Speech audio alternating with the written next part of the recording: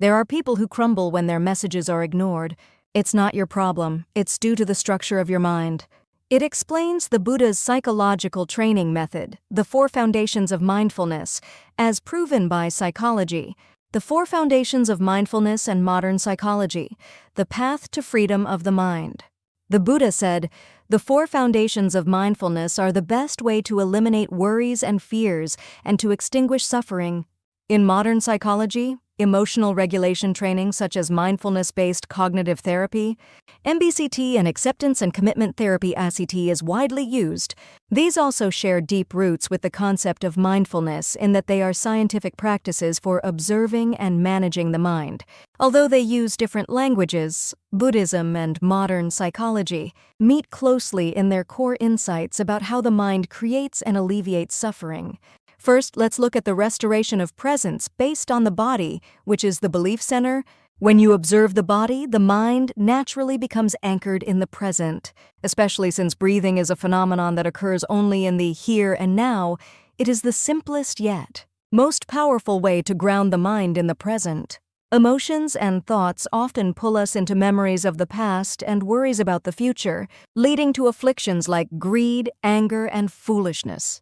However, the moment we become aware of our breath, the mind breaks free from its attachment to the past or future and returns to the present. This aligns perfectly with the instruction in the scriptures that emphasizes repeatedly to observe the body as it is. Psychologically, the simple act of paying attention to breathing is explained to enhance concentration, calm the emotional response system, and increase the regulatory power of the prefrontal cortex, creating opportunities to break the cycle of automatic responses. The effect of breathing meditation in temporarily halting afflictions does not stop here.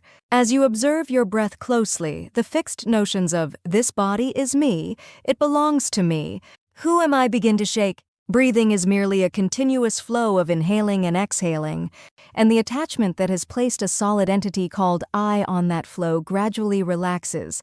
The natural separation between the observer and the observed occurs as the body is seen as the body, feelings as feelings, the mind as the mind, and phenomena as phenomena, which weakens the roots of self-centered thinking and opens the door to nirvana.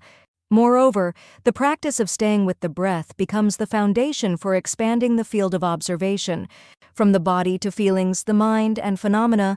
The scripture guides us to look at the body, look at the feelings, look at the mind and the Dharma, which are interconnected in the actual flow of practice. Breath meditation can be likened to dropping an anchor in the belly.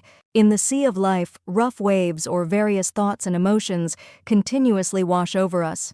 Once the anchor is dropped, the ship may sway but will no longer drift aimlessly. In a state where the anchor of breath is set, we can calmly observe the patterns of the waves and have the leisure to choose which wave to ride. Even when thoughts rush in, you will be able to step aside without being swept away immediately. In reality, when sitting or walking, you simply notice, inhalation, exhalation.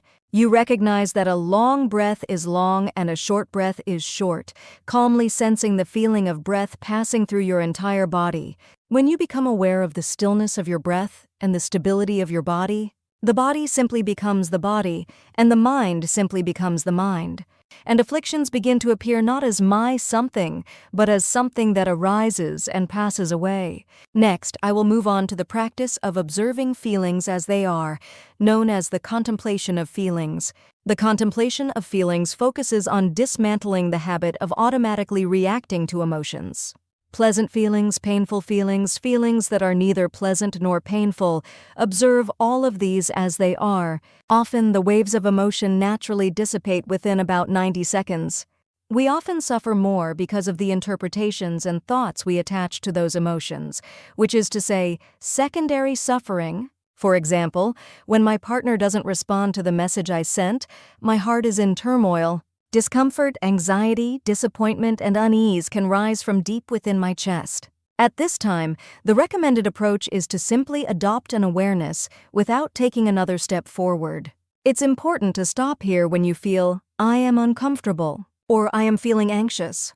Without adding judgments of good or bad, we do not delve into analysis that questions the reasons. By doing so, the power that emotions have over me weakens and emotions begin to feel like a passing phenomenon rather than my structure. In fact, there is a growing body of research showing that mindfulness practice reduces emotional reactivity, and just this observation alone can help us feel a decrease in automatic emotional outbursts. The attitude of seeing feelings as they are naturally leads us to the position of the observing self. We often easily identify with statements like, "I am angry" or "I am sad," but as our observation deepens, we become able to say, "There is anger" or "There is sadness." I become acutely aware that I am not the emotion, but rather the person observing the emotion. At this point, a healthy gap forms between me and the emotion, allowing me to secure a choice without being swept away by it. Additionally, a vicious cycle of judgment and repression, such as "this feeling is not good" or "this feeling is bad," becomes more frequent. In order to avoid the paradox of emotions returning the more we try to suppress them, an attitude of acceptance that allows feelings to be as they are develops.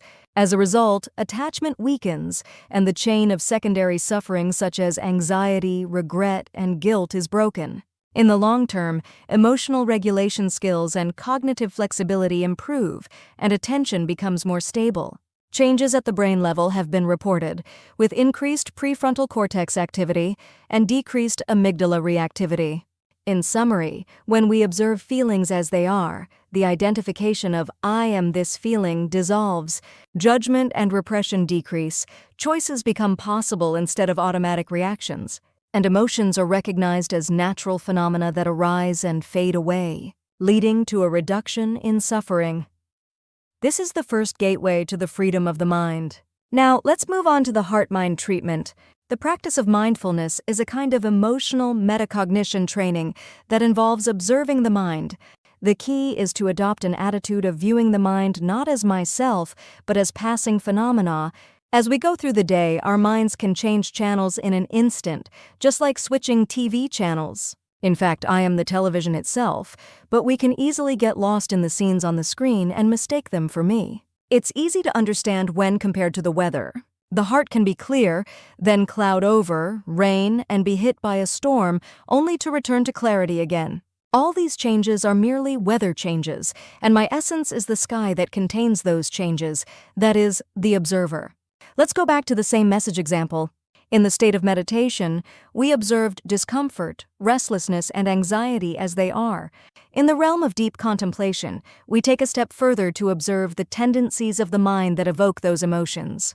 We recognize the attachment and anxiety that fear being abandoned, acknowledge the possessiveness that hopes the other person will respond according to my wishes, and admit the feelings of being disregarded that arise within me. We become aware that we are creating certainty through mere imagination, indicating that cognitive distortion is at play.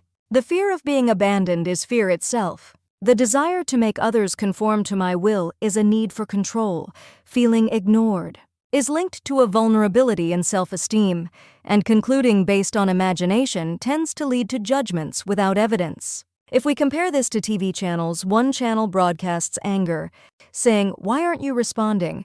Another channel shows anxiety, asking, "Have you come to dislike me?" And yet another channel raises doubts, wondering, "Are you with someone else?" In the next channel, there will be a self-reproach of, "What did I do wrong?" And in the last channel, a delusion of creating a non-existent scenario will be played. From the perspective of the mind's dwelling, it simply recognizes these channels. Without jumping into the screen, it is just watching the currently active channel. Then you will gain the power to turn off the channel. Otherwise, we won't be able to break away from the TV all day long. Let's also summarize it in the language of psychology. First, I step back a little to the position of the observing self, saying, "I am not my emotions or thoughts." In the moment when anxiety rises because there is no answer to the message, I remind myself that I am not my emotions, but the person observing them. Next, depersonalization occurs. Instead of saying, "I am anxious," I observe, "Anxiety is arising." Instead of saying, "I have been abandoned," I observe, "I have a fear of being abandoned." The impermanence of emotions becomes visible, and as space is created between me and my emotions, metacognition becomes possible. Next, the cognitive integration will operate. I realize that I am creating a reason for the lack of an answer in my imagination, and the thoughts that come to mind are just thoughts, not facts. The ability to distinguish between catastrophic imagination and reality emerges, and I become aware that the imagination is filled with misunderstandings. By consistently practicing this mindfulness, immediate reactions like intrusive thoughts diminish. Preventing conflicts and interpretations such as "I was ignored" are avoided, breaking the chains of obsession. Stepping away from rigid self-narratives like "I am always the one who gets abandoned" allows for a more flexible self-identity. And with the awareness that this anxiety will come and go like clouds, the freedom to act increases. As a result, mental flexibility grows, allowing one to focus on other tasks without obsessively checking Messenger. Finally, we will examine the place of legal thought. The place of legal thought is a stage that insightfully understands the structure in which the mind operates, namely conditions, causes, and actions. Our minds have several programs that operate automatically. It's a loop that goes from input to recognition to reaction, where you feel happy if it sounds good and angry if you receive criticism. The legal concept allows you to see the flow of this automatic program as it is.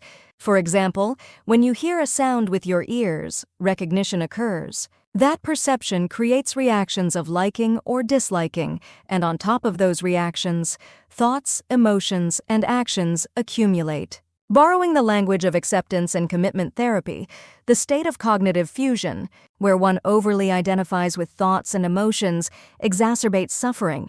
The practice of mindfulness leads to cognitive diffusion by adopting the perspective that this is just a phenomenon that arises under certain conditions. Furthermore, the law of causation helps to gain insight into the relationship between afflictions and impermanence. The condition-response structure, consisting of sensory stimuli, their interpretation, and reactions, repeats and forms emotional pain and habits. Although this flow occurs automatically, realizing that it is also a process that can change increases the flexibility of the mind and reduces habitual responses. This insight soon expands the space of possible choices. Instead of reacting immediately when a sensation arises, you become someone who notices, chooses. So what changes occur in real life? Instead of immediately reacting with "they ignored me" when receiving criticism, you begin to see the flow of "I heard a sound, an interpretation arose, anger is about to happen," which reduces your anger. When worries about the future come rushing in, if you objectify it by saying, "It's just that thought and physical sensation that arose," the worry appears as a thought pattern rather than my reality. In relationships, the automatic reactions to others' words and actions decrease, allowing you to first observe, what feeling is this word creating within me, and then respond selectively. Even when satisfaction rises, if you observe it by saying, "It is good," and not stopping there, but rather acknowledging, "Goodness has arisen and will fade away," the obsession to want more naturally weakens. I will bring back the previous message example and add the perspective of the law. From the perspective of the thought process, I notice that there is a feeling of anxiety, and from the perspective of the mind process, I see that there is a fear of being abandoned. From the perspective of the law, I analyze the flow of dependent origination. Anxiety arises from the attachment to the idea that it must be by my side.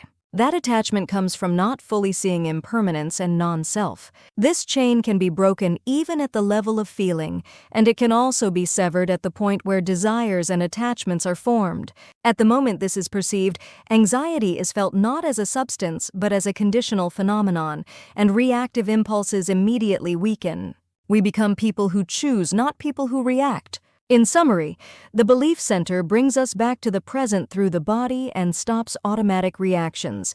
The awareness center notices emotions as they are, allowing the waves of emotion to settle on their own. The thought process reveals the tendencies and patterns of the mind that operate behind emotions, preventing thoughts from being mistaken for reality.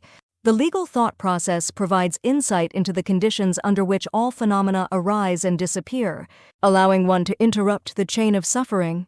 These four stages are not separate techniques, rather, they form a single path that begins with the restoration of presence, leading to non-attachment to emotions, metacognition of the mind, and insight into dependent origination.